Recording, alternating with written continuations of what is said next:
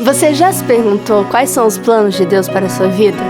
Um jovem indiano não fazia ideia do que o Senhor estava preparando para ele. Durasthami Suresh Kumar nasceu em 1948 em Chennai, na Índia, em uma família profundamente adventista.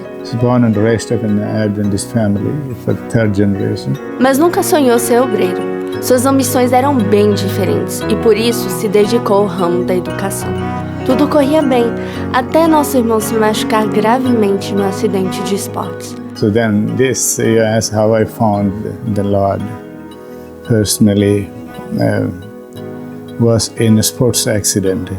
Mesmo assim, continuava sem o desejo de trabalhar diretamente na obra. No entanto, pela influência de amigos e ministros, aceitou a responsabilidade e pouco a pouco tomou gosto pelo trabalho. Foi um caminho abençoado, mas marcado por dificuldades. Uma delas foi trabalhar junto com a esposa numa área remota e tremendamente perigosa com o chefe de uma tribo indígena. My labor with a tribal king, then I had an opportunity to work with him to bring him the precious message of Reformation. And then as a result, the entire area of his kingdom accepted the Lord's message.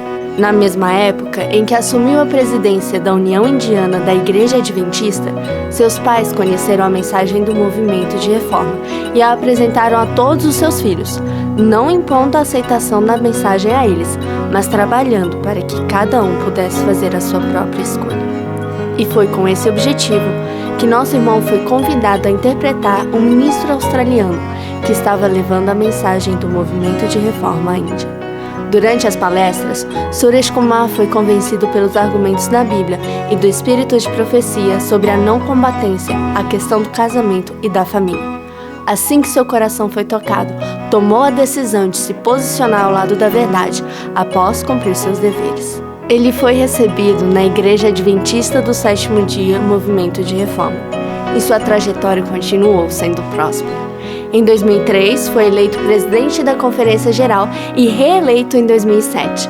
Mas como ele mesmo prefere dizer, por 8 anos foi ainda mais servo do Senhor, deixando claro que The higher we go, the lower we come to the foot of the cross. Quem diria que aquele jovem que nem gostava da ideia de ser obreiro poderia se dedicar tanto à obra de Deus?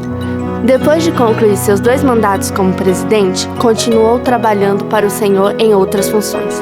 Hoje, Suresh Kumar vive uma vida calma junto com sua esposa Chandra, com a qual é casado há 42 anos, rodeado por seus 3 filhos. And the firstborn is Janet, and then Johnson. The youngest one is Joanne. E sua netinha Hannah. This is my little family. But in the church, the whole family is a big, great family. It's a big family. A qual só será forte e refletirá o caráter de Jesus enquanto se mantiver unida.